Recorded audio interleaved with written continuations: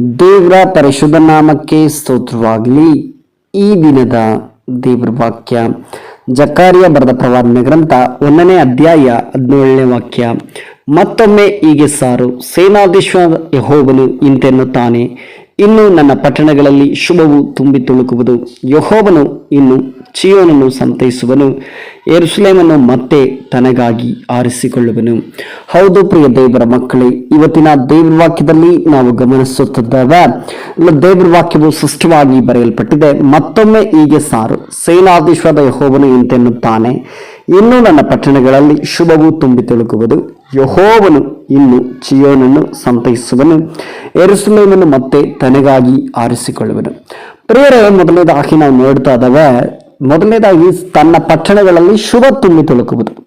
ಪ್ರಿಯರೇ, ಮೊದಲನೇದಾಗಿ ದೇವರ ಆತ್ಮನ ಹೇಳ್ತಿರುವಂಥ ವಿಷಯ ನೋಡ್ರಿ. ಪಟ್ಟಣ ಎಂಬುದಾಗಿ ನಾವು ನೋಡಿದ್ರೆ ದೇಶವಾದರೂ ತಗೋಬಹುದು, ರಾಜ್ಯವಾದರೂ ತಗೋಬಹುದು, ನಮ್ಮ ಮನೆ ಆದರೂ ತಗೋಬಹುದು, ಅಥವಾ ನಮ್ಮ ಕುಟುಂಬವಾದರೂ ತಗೋಬಹುದು. ಯಾವ ರೀತಿ ಬೇಕಾದರೂ ನೀವು ಅದನ್ನ ತೆಗೆದುಕೊಳ್ಳಬಹುದು. ಇನ್ನು ನನ್ನ ಪಟ್ಟಣಗಳಲ್ಲಿ ಶುಭವು ತುಂಬಿ ತುಳುಕುವುದು. ಇವತ್ತಿನ ದಿವಸದಲ್ಲಿ ನೋಡೋದಾದ್ರೆ ಅನೇಕದ ಕಷ್ಟದ ಸಂತೋಷದ ಸುದ್ದಿನೇ ಇಲ್ಲದಂತೆ ಅನೇಕ ಕಷ್ಟದ ಸುದ್ದಿಗಳು, ಅನೇಕ ರೀತಿಯಾದಂತಹ ಬಾಧೆ ಉಂಟು ಮಾಡುವ ಸುದ್ದಿಗಳು, ಅನೇಕ ರೀತಿಯಾದ ಸಮಾಚಾರಗಳನ್ನ ಕೇಳಿ ಭಯಪಡ್ತಾ ನಡುಗುತ್ತಾ ಇದ್ದೇವೆ. ಇವತ್ತಿನ ಪ್ರತಿ ದಿವಸವೂ ಕೂಡ ನಾವೇನು ಅನ್ಕೊಳ್ತಿದ್ದೇವೆ ಅಂದ್ರೆ, ನಾವು ಬದುಕ್ತೀವೋ ಬದುಕಲ್ವೋ ನಮಗೆ ಗೊತ್ತಿಲ್ಲ. ಈ ರಾತ್ರಿಯಲ್ಲಿ ಮಲಗಿದ್ರೆ ನಾಳೆ ಬೆಳಗಿನ ಜಾವ ಎದ್ದೇಳ್ತೀವಿ ಅನ್ನುವಂಥ ನಂಬಿಕೆ ನಮಗಿಲ್ಲ. ಅದು ಮಾತ್ರವಲ್ಲದೆ ಅನೇಕ ರೀತಿಯಾದಂಥ ಘೋರವಾದ ವ್ಯಾಧಿಗಳು, ಘೋರವಾದ ರೋಗಗಳು, ಅನೇಕ ರೀತಿಯಾದಂಥ ಯುದ್ಧಗಳು, ಅನೇಕ ರೀತಿಯಾದಂಥ ಕಷ್ಟ ವೇದನೆಗಳ ಮಧ್ಯದಲ್ಲಿ ದೇಶವು ನಡುಗುತ್ತಾ ಹೋಗ್ತಿದೆ. ಆದ್ರೆ ದೇವರ ಆತ್ಮನ ಹೇಳ್ತಾರೆ, ಸೇನಾಧೀಶ್ವರನ ಯೆಹೋವನು ಇಂತೆನ್ನುತ್ತಾನೆ, ಇನ್ನೂ ನನ್ನ ಪಟ್ಟಣಗಳಲ್ಲಿ ಶುಭವು ತುಂಬಿ ತುಳುಕುವುದು. ಶುಭ ಅಂದರೆ ಒಳ್ಳೆಯದು ತುಂಬಿ ತುಳುಕುತ್ತಂತೆ.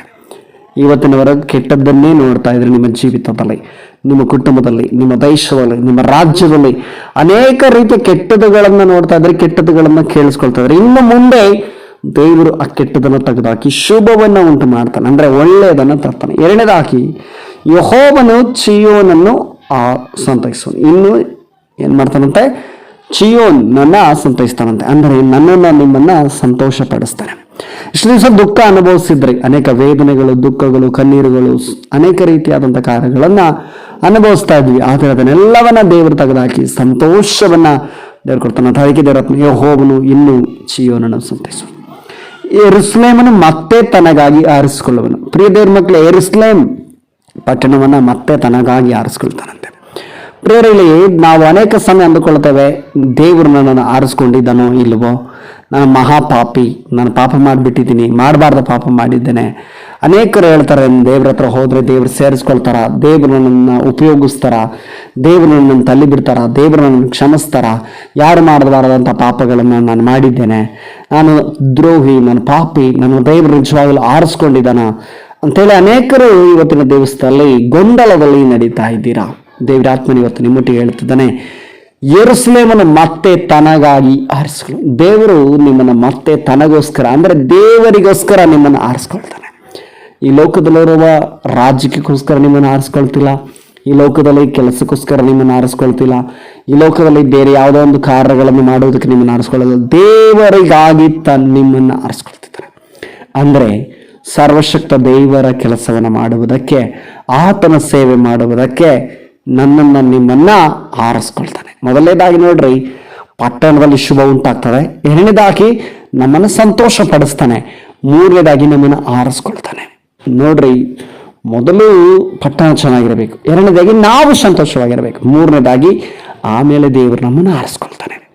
ದೇವರ ಮಕ್ಕಳೇ, ಹುಟ್ಟುವಾಗಲೇ ನಮ್ಮನ್ನು ಆರಿಸ್ಕೊಂಡಿದ್ದಾನೆ.